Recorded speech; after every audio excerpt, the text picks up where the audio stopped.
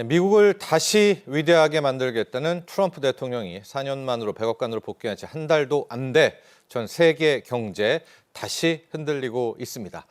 자, 가장 먼저 꺼내든 바로 이 관세 인상 카드, 그것이 현재 문제가 되고 있는데요. 이 트럼프 2기의 관세 무기화 전략, 앞으로 어디까지 확대가 될지, 그리고 우리는 어떻게 맞서야 할지 이야기 나눠보도록 하죠. 이정환 한양대 경제금융학부 교수와 함께합니다. 안녕하십니까? 예, 안녕하십니까? 네. 캐나다, 멕시코 일단 관세 유예됐지만 여기가 끝이 아니었습니다. 이제 중국과는 아직도 계속해서 문제는 온고잉 상태, 일촉즉발의 상황이 되고 있고요. 그 다음 나온 것이 철강 알루미늄입니다. 25%의 전면 관세고 우리도 역시 예외가 아닙니다. 이 내용부터 이제 오늘 들어가 보도록 하죠. 사실 이제 2018년에 우리나라 역시 철강에 대해서 관세를 부과받았는데 그때는 철강과 알루미늄 둘 다입니다. 1기 때죠, 그때. 1기 때를 말씀드리고 관세를 부과받았는데 철강에 대해서는 25%, 알루미늄에 대해서는 10% 일단 부과받았고 다만 흔히 말하는 쿼타라고 이야기하죠. 무관세로 수출되는 영역이기 때문에 무관세 부분에 대해서는 실제로 관세가 부과되지 않는 이런 영역이었다라고 보시면 될 것 같습니다. 263만 톤가량의 물량은 철강 부분에서 이제 무관세로 되어 있는 이런 체제였는데 어제 얘기로 이제 완전히 또 바뀌게 되었죠. 어제 얘기로 두 쪽 다 양쪽에 알루미늄 10%였던 것이 25%로 오르게 되고요. 철강 분야에 대해서는 쿼타가 없어진 겁니다. 무관세로 했던 부분들이 다 25%로 올라가면서 우리나라가 철강을 수출할 때마다 그리고 알루미늄을 수출할 때마다 관세를 많이 그러니까 관세를 내야 되는 이런 상황들이라고 아마 이해하시면 될 것 같고요. 사실 이제 작년 한국 기준으로 봤을 때 뭐 미국이 차지하는 비중 철강에 있어서 미국이 차지하는 비중이 13% 정도로 아주 엄청나게 크다라고 이야기할 수 없는데 점점 줄고 있죠. 네, 점점 줄고 있는 이런 상황들이고 근데 이제 아무래도 우리나라 자동차들이 또 미국에서 많이 공장을 만들려고 하고 있고 그쵸. 이런 것들에 따르면 또 수출이 늘 개연성들이 굉장히 많은데 이에 따라서 이제 생산량 조절이라든지 어떻게 보면 투자 전략 같은 것들이 상당 부분 차질을 받을 수밖에 없는 이런 상황이 되었다라고 아마 이해하시면 될 것 같습니다. 네. 자, 그런데요. 교수님이 앞서도 이야기를 주셨지만 1기 때 관세 폭탄을 맞았을 때 우리가 쿼터를 스스로 제한하면서 우리는 무관세를 2조에 갔단 말입니다. 근데 이번에 트럼프 대통령이 관세 부과도 부과지만 한국에 줬던 쿼터도 폐지한다 이랬어요. 우리 국민들이 좀 당황스러운 건 줬다 뺏을 수 있나요? 그러니까 이걸 뭐 법적 근거 없이 트럼프 대통령의 말 한마디로 이래도 되는 거냐? 이걸 어떻게 해석해야 될까요? 이게 뭐 어떤 근거에 의해서 트럼프 대통령이 이렇게 행동을 하는 건가요? 일단 아까 말씀드린 법 232조에 따라서 행동을 할 수 있는 권한이라고 보시면 될 것 같고요. 무역국제법? 예, 무역국제법 때문에 그런 거라고 보시면 될 것 같고 다만 이제 쿼타 같은 것들은 양국 간의 상호 협의 사항이기 때문에 이런 것들에 대해서 우리나라가 잘 미국과 협의를 해서 이렇게 쿼타 부분을 받았는데 이 쿼타 부분이 없어졌다라고 아마 이해하시면 되지 않을까. 그냥 뭐 뺏어가면 뺏어가는 거예요? 이게 네? 상호 간의 협력이 어떻게 보면은 깨졌다라고 예. 보시면 될 것 같고 예. 기존에 했던 약속들을 사실 이제 트럼프 행정부가 들어오면서 약속을 한 것도 취소하고 없던 것도 새로 만들고 이게 좀 행정명령 같은 걸로 할 수 있는 것들에 대해서 굉장한 자율성을 가지고 네. 많은 행동을 하고 있고 실제로 연구를 좀 많이 한 것 같은 흔적은 좀 나오고 있습니다. 지금 상황상 지속적으로 25% 올리겠다. 어느 지역에 얼마만큼 올리고 이런 것들을 좀 사실 한 기간 쉬는 동안에 좀 전략적으로 연구를 많이 한 것이 아니냐 이런 평가들은 좀 나오고 있다. 앵커님 말씀하신 것처럼 네. 중국에 대해서 늦게 나오는 거 역시 좀 전략적인 어떤 선택이 아닌가 이런 의견도 나오고 있다라고 아마 보시면 될 것 같습니다. 그렇습니다. 저기 보면은 한국을 포함한 쿼터제 전용국들의 철강 수출량이 늘어서 이제 오히려 미국이 피해를 봤다. 그러면서 이번에 우리에게 줬던 정확히는 우리와 협의를 했던 거죠. 우리의 K철강의 쿼터도 없애게 되는데 문제는 우리 한국의 철강 산업이 거의 2년 가까이 이 중국산 저가 막 그 물량 공세 때문에 힘들었잖아요.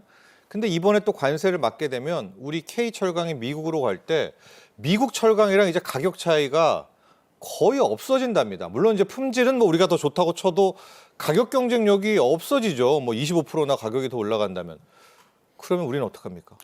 사실 앵커님 말씀하신 것처럼 한국 철강이 어렵습니다. 일단 중국에 대한 리스크가 굉장히 컸고요. 피해를 봐왔고요. 예, 중국이 아무래도 저가의 철강들을 싸게 공급해옴에 따라서 우리나라 상품의 저가 부분에서 경쟁력이 좀 떨어진 부분들이 분명히 있었다라고 말씀드릴 수 있을 것 같고요. 두 번째는 또 건설 경기, 한국 내수 요인을 좀 말씀 안 드릴 수가 없는데 한국의 건설 경기가 안 좋다 보니까 이게 철근이라든지 이런 거의 수요가 맞아요. 줄어들게 됨에 따라서 포스코라든지 현대제철에서 생산량을 좀 줄이고 있다라는 의견 내용들이 계속 나오고 있었습니다.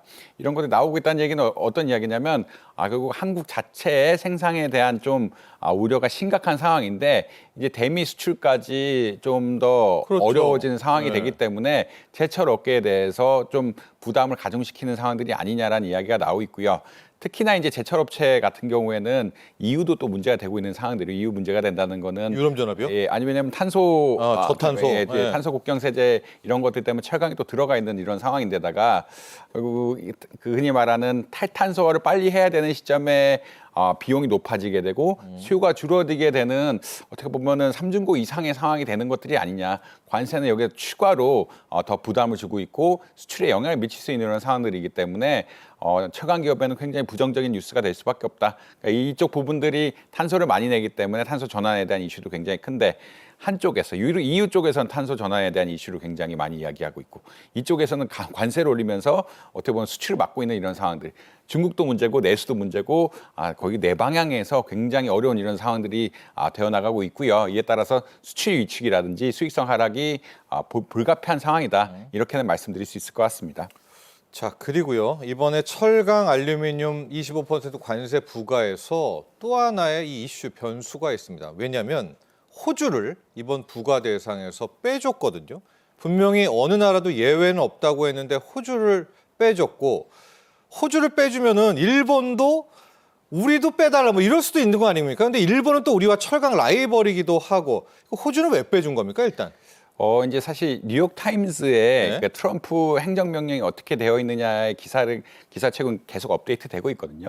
근데 그 밑에 가면은 어떤 게 있냐면 무역 적자 상황이 나와 있어요. 무역 적자를 그래픽으로 올려놓고 있어요. 예. 그러니까 미국의 무역 적자. 미국의 무역 네. 적자. 미국 측이 봤을 때 어떤 산업에 어느 나라에 미국의 무역 적자가 이만큼 있다는 것을 정보로 제공해주고 있습니다. 그 말은 어떤 이야기냐면 결국은 이 정책들이 무역 적자 기반으로 굉장히 많이 이루어지고 있다. 결국 무역 적자란 것이 트럼프의 논리에 따르면은 상대국에서 물건을 너무 싸게 팔기 때문에 네. 일어나는 거고 물건 너무 싸게 팔면은 어떤 이슈가 발생하냐면 국내의 철강, 알루미늄 같은 주요한 산업들이 죽게 된다는 논리로 갈 수밖에 없기 때문에 이 그래프를 바로 올려놨거든요. 그러니까 사실 이게 동일한 논리입니다. 호주가 왜 면제를 받았느냐? 미국이 무역 흑자를 거두고 있기 때문에 이쪽은 우리와 우호적인 국가다라는 이런 논리를 바탕으로 해서 예. 관세를 올리면서 무역 적자국들은 관세를 올리면서 우리가 중립으로 가야 되지만 무역 흑자국에 대해서는 관세를 올리게 되면 또 보복 관세가 있을 수 있고 우리나라의 무역 흑자 같은 것들이 또 깨질 수가 있는 상황이기 때문에 이런 것을 배제하자는 논리로 네. 이렇게 가고 있다라고 크게는 이해하실 수 있을 것 같습니다. 결국은 관세가 작용하는 논리는 그쪽에 싸게 공급해서 우리가 무역 적자가 생기게 된다. 그렇기 때문에 물건 가격 올려야 되고 물건을 올려야 이제 미국의 산업들이 발전된다는 논리고요. 호주와 같이 오히려 무역 흑자, 미국이 무역 흑자를 보고 있는 국가에 대해서는 우리들 친구인 것처럼 간주를 해서 혜택, 관세 같은 것들을 부과하지 않고 철강에 대해서 넘어가겠다는 이야기를 하고 있습니다. 하고도 예외가 생겼잖아요. 그럼 일본이 또 이 빈틈을 비집고 들어가는 거 아닙니까? 우리도 좀 빼줘 이렇게. 사실 이제 결국은 이 아까 말씀드린 것처럼 이 법 안에서 여력이 있기 때문에 이게 좀 할당 같은 거를 할 수 있는 것 같고요. 일본 역시 지금 상황상으로는 할당이 없어질 것 같다라고 이야기를 하고 있긴 하지만 미국에 대해서 뭐 일본 제철이 US 스틸 산다 만다 계속 했잖아요. 산다 만다 계속 이야기가 있을 수 있고 사실 바이든 행정부에서 방해해서 못 산 건데 이것들을 투자한다고 했잖아요. 투자를 계속 한다라고 하고 철강 산업에서 짓겠다라고 하면은 우리 또 우호적이다라고 얘기해서 또 깎아줄 수도 있고 쿼타를 할 수도 있는 이게 사실 다른 나라들 입장에서는 굉장히 이기적이고 원칙 없이 그러니까 친한 사람들 돈을 버는 사람들 쪽에서는 어마어마하게 혜택을 주고 있고 그렇지 않은 무역 적자국들은 어떻게 보면은 관세라는 무기를 통해서 무역 적자를 강제로 해결하려고 하거나 아니면 미국의 투자를 유도하려고 팔을 비튼다라고 이야기하죠. 팔을 비튼 상황들이 발생하고 있지 않나 이렇게 이야기를 드릴 수 있을 것 같습니다. 네. 그런데 또 엄밀히 말하면 이번에 철강 알루미늄에 대한 관세 부과의 최종 타깃은 중국이다. 중국은 왜냐면 있는 관세에 또 25%를 맞으니까 거기는 이제 회복 불가능이다. 이렇게 얘기를 하기 때문에 K철강 같은 경우에는 오히려 이제 기회가 될 수도 있다. 쿼터 없어지는 것도 오히려 그냥 더 많이 팔지. 뭐 이런 식의 좀 긍정적인 해석도 조금은 나오는데 여기에 대해서는 어떻게 생각하십니까? 뭐 그러니까 긍정적인 부분이 분명히 있다라고는 말씀드릴 수 있을 것 같고요. 아무래도 쿼터가 있다라는 것은 쿼터 안에서 수익을 많이 내야 된다는 이야기고요. 네.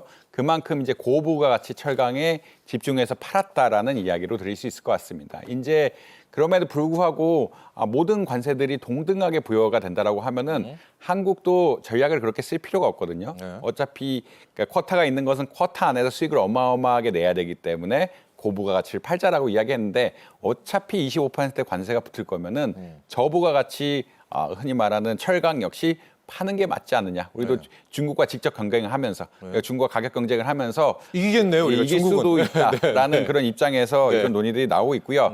특히나 뭐 이런 방향이 하나가 있고 두 번째는 관세를 아예 폐해가 중국은 사실 이제 미국에 공장을 못 짓는데 네. 우리나라 같은 경우에는 현대자동차, 현대제철. 현대제철 네. 같은데 옮겨간다라고 이야기하죠. 자동차 공급망을 미국 내에서 만들 그런 의욕을 가지고 있고 아예 미국에 투자를 함으로써 어떻게 보면 수익성을 유지시킬 수 있는 이런 방향들도 있지 않느냐. 예. 오히려 중국과의 경쟁을 피해서 중국 기업들이 미국의 철강 회사를 만든다? 이거는 사실 안 되죠. 상상하기 네. 어려운 일이거든요. 그렇지만 우리는 가능하고 특히나 현대 기아차라든지 이런데 우리 철강을 소화해줄 수 있는 기반 공장들이 있기 때문에 이런 것을 이용해서 적극적으로 활용하자라는 긍정적인 의견도 있다라고 분명히 말씀드릴 수 있을 것 같습니다. 자, 트럼프 관세 칼날, 철강, 알루미늄 다음은 자동차일 것이다. 그 다음은 반도체고, 그 다음은 또 의약품, 바이오까지 간다. 가장 우리 걱정은 지금 자동차, 반도체가 다음 타겟입니다. 여기서부터는 정말 이야기가 완전히 달라지지 않겠습니까? 아무래도 이제 미국의 아까 뉴욕 타임즈의 네, 미국 무역 적자를 보는 분야들을 말씀드렸는데 이 분야 들어갑니다. 자동차, 반도체도 들어가고 있기 때문에 분명히 뭐가 올 것이라고 네. 사람들이 예측을 하고 있고요. 사실 반도체, 자동차 합치면은 한국의 수출의 한 3분의 1 가량 정도 될 정도로 그리고 작년이 수출이 역사상 최고점을 찍었는데 이런데 사실 1등 공신이 둘이라고 한다라고 하면 이 반도체 자동차 그렇죠. 분야라고 네. 말씀드릴 수 있겠거든요. 근데 이 분야에 대해서도 무역 적자가 있기 때문에 우리가 관세를 부여하겠다. 그래서 미국의 산업을 더욱더 육성하겠다라는 그런 강력한 정책의 필수가 있기 때문에 좀 우려가 되는 상황이다라고 말씀드릴 수 있겠고요. 다만 뭐 우리나라 고부가가치 반도체인 HBM 같은 경우에는 미국으로 직접 수출되지는 않고 TSMC가 흔히 말하는 칩을 만드는데 써서 이게 대만으로. 대만으로 갔다 가는 거기 때문에 조금 피해가 덜하지 않을까라고 생각을 하고 있긴 하지만 아무래도 이제 관세 결국 TSMC에 부과되는 관세를 우리가 결국 좀 부담해야 되는 이런 양상들이기 때문에 그렇죠. 대만에도 부과할 테니까. 수익성이 좀 떨어질 수밖에 없는 이런 양상들이다라고 보시면 될 것 같습니다.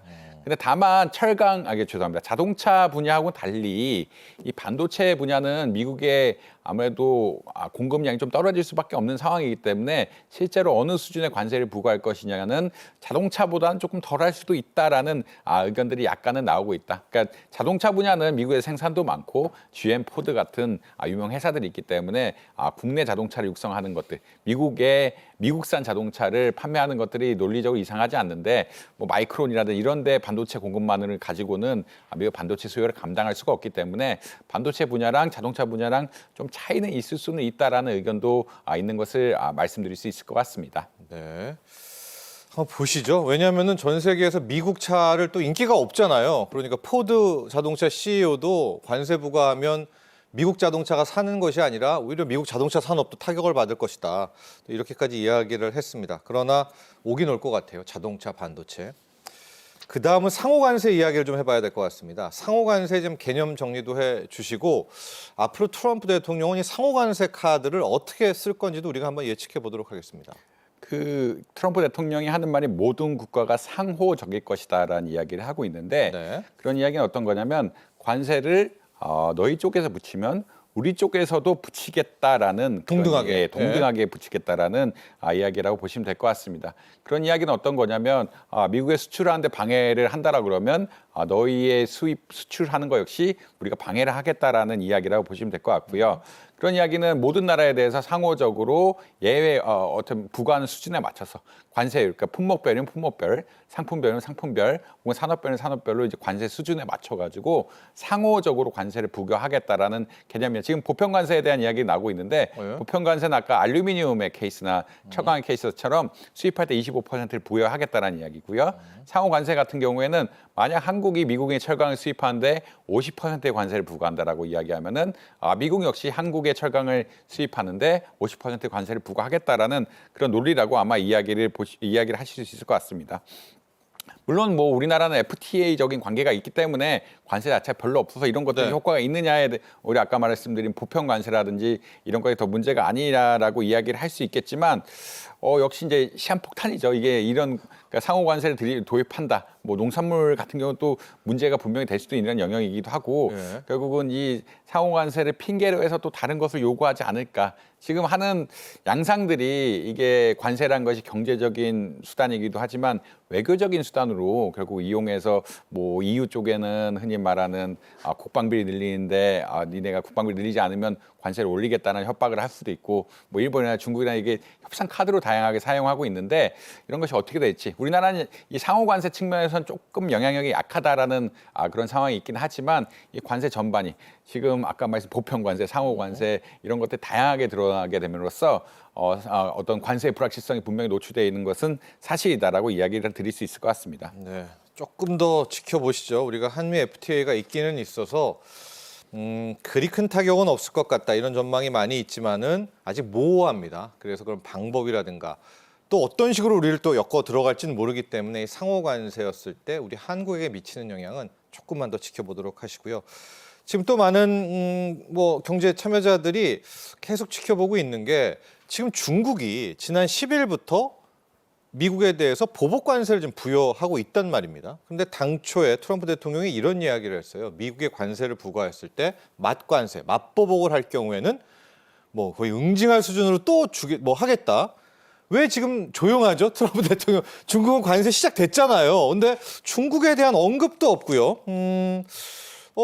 왜죠? 왜 중국은 지금 이렇게 뭘 아무것도 안 하고 있는 거죠? 트럼프 대통령이? 근데 이제 말씀드린 것처럼 네. 그 교역 관계가 조금 많이 얽혀. 그러니까 미국과 중국과의 교역 관계는 역사상 거의 최고 수준이거든요. 2022년에 최고, 2023년, 2024년 조금 줄어들긴 했는데 네.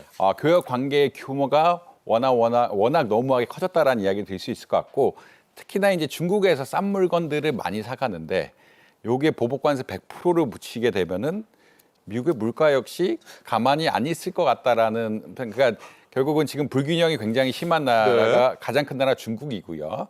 미국 지금 무역 적자가 나오는데 네. 다른 나라에 비해서 압도적이죠. 압도적으로. 게다가 중국은 지금 반항도 했잖아요. 네, 반항도 했는데 이것을 근데 한꺼번에 잡으려다가는 큰 문제가 발생할 수도. 그러니까 이제 결국은 중국의 보복 관세란 것은 다른 나라들의 보복 관세 수준이 다른 수준이라고 보시면 될 것 같고 네. 이것들이 직접적으로 물가에 반영되기 시작하면은 금리라든지 또 흔히 말하는 지금 트럼프 행정부가 하는 여러 가지 정책들이 정치에 관한 것들, 특히나 이제 미국의 저소득층을 타겟하는 이런 정책인데 물가가 오르게 되면은 저소득층이 가장 또 많이 피해를 보게 됩니다. 그렇기 때문에 좀 분석을 하면서 결국 좀 나가지 않을까라고 예측을 하고 있습니다. 그게 하기는 하겠죠, 교수님? 하기는 이야기를 해놨기 때문에 하기는 할 텐데 이것을 섣불리 내놨다라고 하면은 워낙 교육 규모가 크기 때문에 이 그러니까 쉽게 해결할 수 있는 문제들이 아닌 것 같다. 그리고 결국은 중국에서 많이